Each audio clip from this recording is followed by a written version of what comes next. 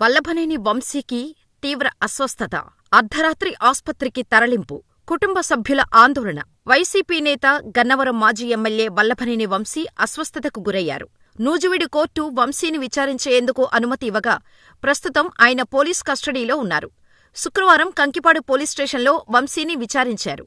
కృష్ణా జిల్లా బాపులపాడు మండలంలో 2019 ఎన్నికల సమయంలో వివిధ గ్రామాల్లో నకిలీ ఇళ్ల పట్టాలు పంచారని నమోదైన కేసులో పోలీసులు వంశీని 2 రోజుల కస్టడీకి తీసుకున్నారు. ఇందులో భాగంగా శుక్రవారం విజయవాడలోని జిల్లా జైలు నుంచి హనుమాన్ జంక్షన్ పోలీసులు తీసుకుని కంకిపాడు తీసుకొచ్చారు. కంకిపాడు పోలీసుల కస్టడీలో ఉండగా అస్వస్థతకు గురవటంతో ఆయనను ప్రభుత్వ ఆసుపత్రికి తరలించారు. ఈ విచారణలో వంశీని దాదాపు 20 ప్రశ్నలు అడిగినట్టు తెలుస్తోంది. కస్టడీలో పోలీసులు ఏ ప్రశ్న అడిగినా వంశీ నాకు తెలీదు, సంబంధం లేదు అని సమాధానాలు ఇచ్చినట్టు తెలుస్తోంది. ఇళ్ల పట్టాలు ఎక్కడ తయారు చేశారు, వాటిని ఎక్కడ ముద్రించారు, రెవెన్యూ అధికారి సంతకంతో కూడిన స్టాంపును ఎలా తయారు చేశారు, మీ పర్యవేక్షణలోనే ఇవన్నీ జరిగాయా, ఎవరెవరికి పట్టాలు ఇవ్వాలనేది మీరే సూచించారా, ఇలా పోలీసులు పలు రకాలుగా ప్రశ్నలతో వంశీని విచారించినా నాకు తెలీదు, సంబంధం లేదు అనే సమాధానమే ఇచ్చారని సమాచారం. దీంతో పాటు పలు ప్రశ్నలు అడగ్గా ఆయన ఆందోళన చెందినట్టు సమాచారం. మరింత లోతుగా ఆయనను విచారించాల్సి ఉండటంతో రాత్రి కంకిపాడు పోలీస్ స్టేషన్లోనే ఉంచారు.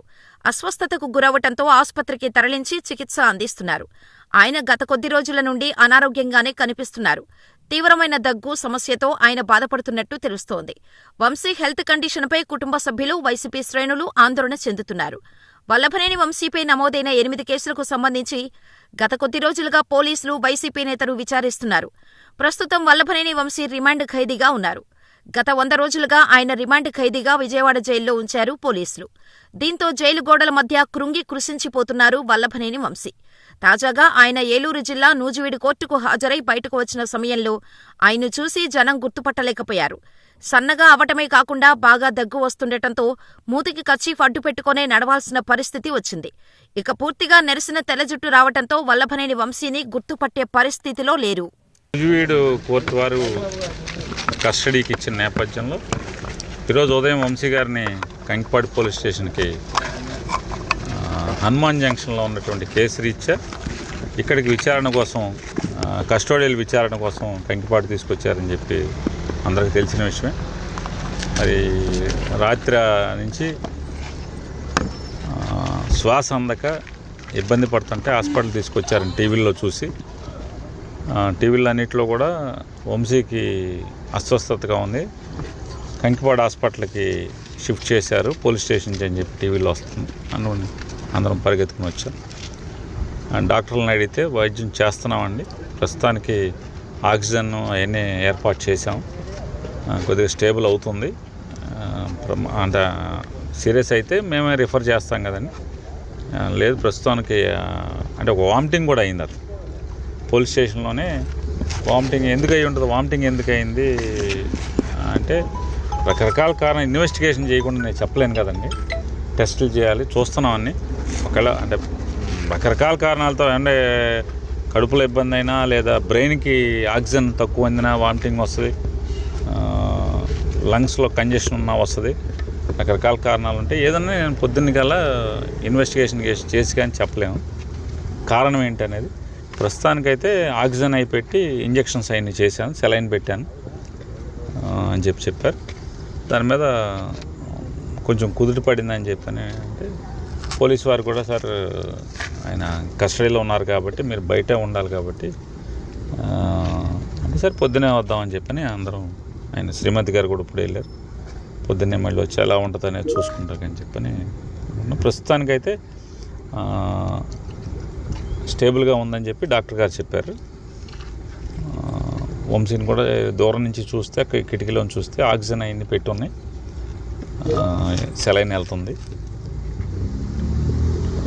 బాగుండాలని కోరుకుని. అట్లాగే ప్రభుత్వం వారిని కూడా, ఎవరైతే ప్రభుత్వాన్ని నడిపే వాళ్ళని కూడా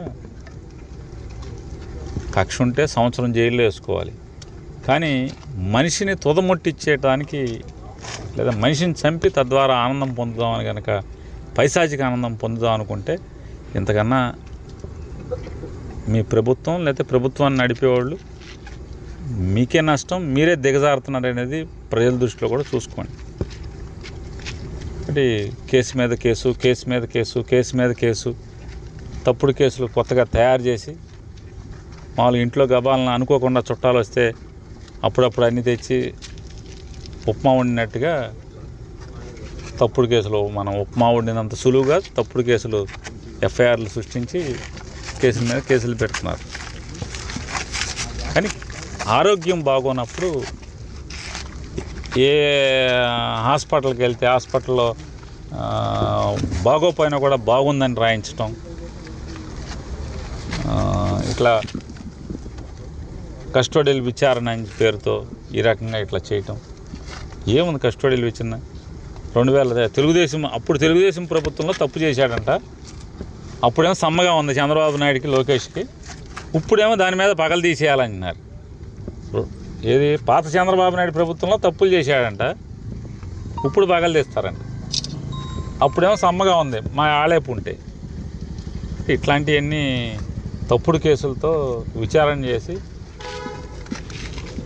ఇది ప్రజలు హర్షించరు. ప్రజలు మంచిగా పరిపాలించండిరా బాబు అంటే వేసిన ఓటు ఎంతమంది వేల మంది వైఎస్ఆర్ కాంగ్రెస్ పార్టీ కార్యకర్తలను కొట్టడం, నడవలేకుండా చేయటం. ఏంది పోలీసు ఎవడు కొట్టమంటే ఆడు కొట్టే స్థితికి వచ్చి తెచ్చారు మీరు.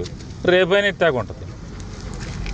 అంటే జిల్లా హాస్పిటల్కి బెటర్ అంటే రేపు డాక్టర్ గారు కూడా రేపు కండిషన్స్ ఇన్వెస్టిగేషన్ చేసి ఆ రోజు అంటే రేపు ఉదయానికి ఆరోగ్య పరిస్థితిని బట్టి ఏం చేయాలి. ముందైతే ఇబ్బందికర పరిస్థితి నుంచి నిలబెట్టామని చెప్పి డాక్టర్ గారు చెప్పారు.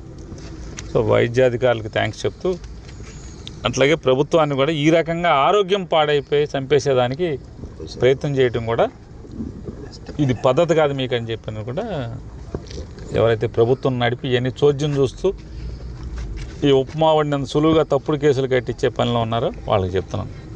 కేసులు కట్టుకోవటం వేరు, ఆరోగ్యం బాగున్నప్పుడు కనీసం హాస్పిటల్కి తీసుకెళ్లే పరిస్థితులన్నా ఉండాలనేది మా డిమాండ్.